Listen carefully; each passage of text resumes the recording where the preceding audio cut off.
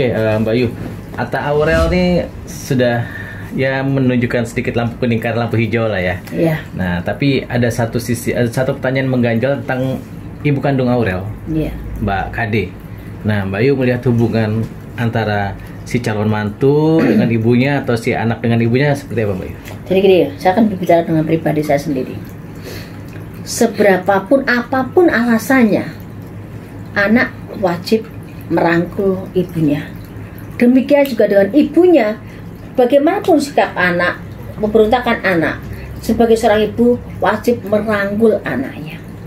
Di sini tidak ada hal yang bikin memperlancar semua itu. Sangat ada sekat yang sangat tebal, bikin keduanya untuk merangkul pun satu sama lain sangat susah. Ini PR-nya buat KD. Karena saya lihat ini permasalahan ada di KD-nya, bukan di anak-anak. Anak-anak hanya PR buat KD ini ya. PR buat KD, karena anak-anak hanya protes keadaan. Seberapa kuatkah anak protes? Tinggal KD bisa nggak mencairkan suasana untuk keras nih biar lembut, biar satu sama lain di tengah.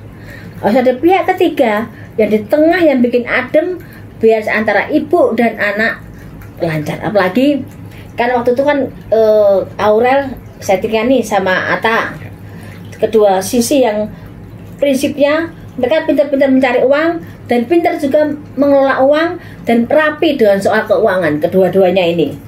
Ya, disatukan dengan konsepnya yang memang Tuhan menciptakan dengan tipe-tipe orang yang pintar menyimpan uang dan pintar bisnis. Tapi ini semua belum fix untuk yang sekian-sekiannya, tapi memang udah ada jalannya ke arah serius. Tetap namanya anak datangi orang tua ataupun menghubungi orang tua untuk minta restu itu wajib. Sesalah seberat apapun tebel itu namanya halangan ataupun rintangan, sebagai seorang anak jiwanya harus lebih mengalah, lebih sopan, lebih adab asor untuk bisa meminta restu ke ibunya. Jangan hanya mendengar, ibunya mendengar dari orang lain, dari media, dari berita, itu akan menyakiti perasaan seorang ibu. Bagaimanapun seorang ibu, itu kok prinsip saya. Demikian juga saya bicara di sini untuk seorang Aurel dan KD. Nanti akan bertemu kan, akan menyatu antara KD sama Atta ataupun siapapun jodohnya nanti. Restu seorang ibu itu sangat diperlukan. Jangan hanya karena mereka sudah punya duit, udah tidak perlu restu orang tua, tidak bisa. Ya, yang melahirkan, yang kita ibaratnya seorang ibu itu bertahan bagaimana membesarkan anak, bagaimana menjaga pertumbuhan mereka di janin, itu hubungan batinnya sangat kuat antara ibu sama anak loh.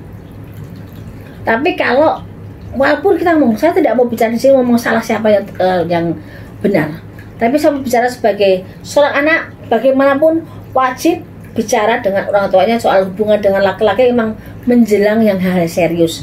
Kalaupun sekarang ini belum ada pembicaraan langsung ke KD sebagai orang tua yang sebelah sana ke Aurel memberitahu, dan KD punya pasangan Raulnya agak lemes untuk memberi peluang ke KD untuk bicara di tengah. KD-nya yang harus punya sikap juga. Jangan pernah takut dengan apa yang udah punya tapi tiba-tiba hilang. Jangan takut. Harta bisa dicari, rezeki bisa dicari, jodoh yang baik pasti akan mendukung hal yang baik pula. Disinilah yang PR-nya buat bagaimana anak sama ibu bisa akur. Biar perkawinan mereka berkah, barokah, dan menghasilkan cucu yang baik dengan pribadi yang sangat baik. Berarti Mbak Yu bisa dikatakan bahwa hubungan Atta dan Aurel ini tidak akan semulus apabila mereka sudah minta restu langsung ke orang tuanya ya. Kalau saya, kalaupun mereka nanti menikah, juga tidak mulus-mulus banget. Karena nanti akan banyak pihak ketiga yang ikut nimbrung di situ. Dan mati Atta tergoda dengan wanita ini, Aurel melihat ada suatu hal yang bikin dia cemburu seperti itu dalam perjalanan mereka menikah nanti. Tidak semulus yang akan seperti Romeo dan Juliet, kalau sudah jarang sekarang. Tapi walaupun masih ada, sudah jarang. Tapi walaupun mereka komitmen, namanya pihak perempuan ataupun pihak laki, terutama Attanya, godaan wanita sangat kuat sekali. Wow. PR kayaknya buat mereka bertiga ini PR banget ya? Buat Aurel, karena Atta walaupun berusaha setia pun, tapi tidak bisa luput dari hal yang namanya wanita. Atta bukan bisa saja setia. Atta belajar setia juga, belajar bagaimana menjadi seorang suami. Tapi tidak bisa dibohongi auranya, dia juga akan banyak cewek yang mengikuti kehidupan pribadinya seorang Atta. Aurel ini kan tipe, ya bisa dibilang wanita mandiri ya Mbak Yu. Lama ditinggal sama ibu kandung, besar, dia remaja, dan sekarang seperti Mbak Yu bilang punya uang banyak dan bisa mengelola. Iya. Nah, apakah nanti apabila Tuhan menjodohkan dan menikah, sisi egoisnya akan keluar nggak Mbak Yu? Karena gue punya duit nih, punya penghasilan. Nah, itu kan tadi gimana, sudah bilang, jangan merasa punya duit setelah itu melupakan orang tua. Kan tadi sudah cerita.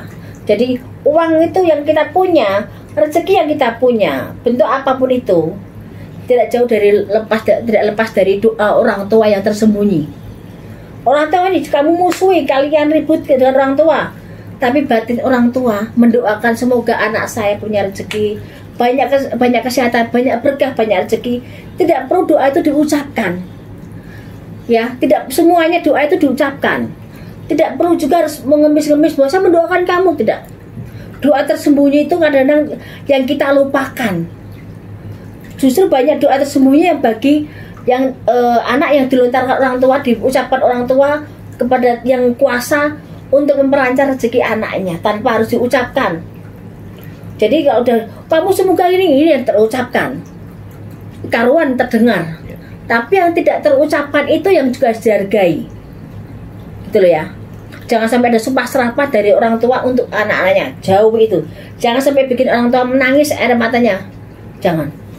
Bahagiakan orang tua walaupun tidak bisa menjadi satu, tapi bahagiakan, banyak doa, komunikasi, dan banyak-banyak minta maaf sebagai seorang anak.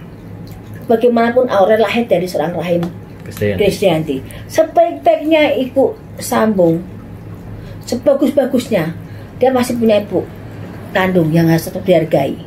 Di sini peran sertanya Anang dan Asanti. Mungkin mereka sudah memberi nasihat, mereka memberi peluang untuk lebih dekat dengan KD.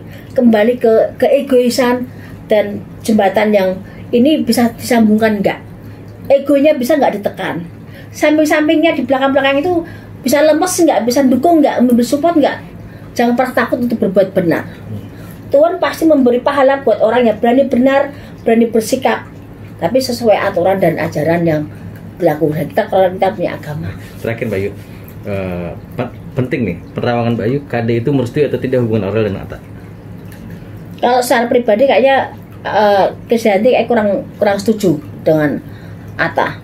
Tapi sebagai seorang yang ibu, dia mengharap anaknya mendapatkan yang terbaik, mendapatkan pasangan yang tepat buat anaknya. Tapi di sini kan Krisdayanti juga tidak berani terlalu yang berlebihan karena tidak bisa diajak bicara langsung ataupun kurang komunikasi. Jadi di sini satu sama lain kurang komunikasi. Jadi hanya mendengar dari media. Kalaupun bicara di tengah kurang banyak yang bisa dibicarakan. Jadi semoga doa dari orang banyak, juga saya doa juga saya juga, semoga mereka bisa bertemu bersatu. Kalaupun mereka sudah punya keluarga masing-masing, setidaknya tidak ada yang main bekas anak. Jadi harus ada komunikasi, harus ada permintaan maaf sebagai seorang ibu merangkul anak dan anak meminta maaf ke orang tua. Insya Allah ada pahalanya buat rumah tangga mereka semuanya. Amin. Terima kasih.